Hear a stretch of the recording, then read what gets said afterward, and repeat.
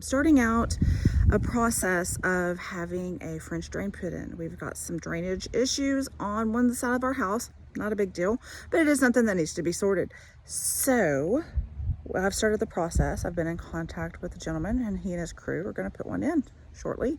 One of the first things that you need to have done, though, is you call 811 and schedule for them to come out, and they're going to mark your electric lines, buried electric. They're going to mark buried gas, and the reason for that is kind of obvious, but it should not be downplayed or ignored. It's important because if you go and wreck a bunch of stuff in your yard and have it dug up and destroyed, you're paying for it. You're fixing it. So it's a free service. They come out and they mark things.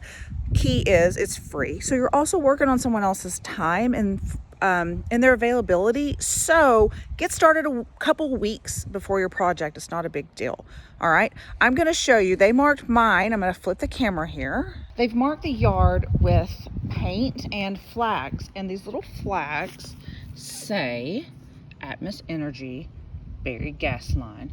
Yeah. Okay. So, and they've got them going up and down the side of the house. Okay, and again, it's marking where these lines are so that you don't damage them. Okay, so here we've got two colors of flags. Don't you wish you were like me?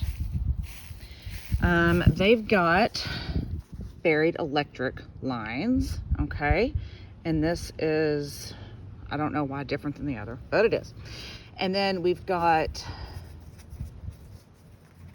cable, buried cable.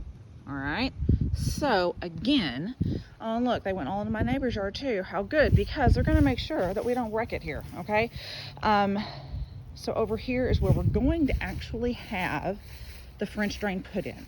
We've got the rain gutters, downspouts, and it tends to just come all right together here. So we get a very wet area here, water collects there, water collects along here.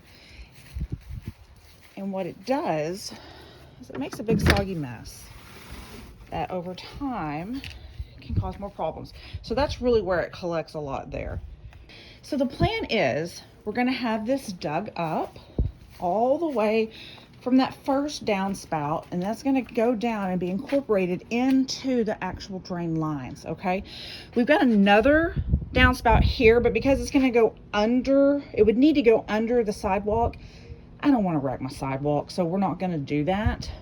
And if it ends up that we need to, we can just put like a little flat thing on this little guy here to shoot the water off. But I really think we're going to leave it alone. You want to be careful not to create more trouble. So it's going to come all the way down here. Plan is to make a pop-up valve right in this area here that will then pop up and come over the retaining wall. Again, very fearful of having the retaining wall drilled through because this bad boy has been here since 2004. I do not want to cause anything to damage him. Then it's going to come down here. There'll be a collection device, and again, running all the way to the end of the property and going out that fence. And there's a creek back there, so it's perfect.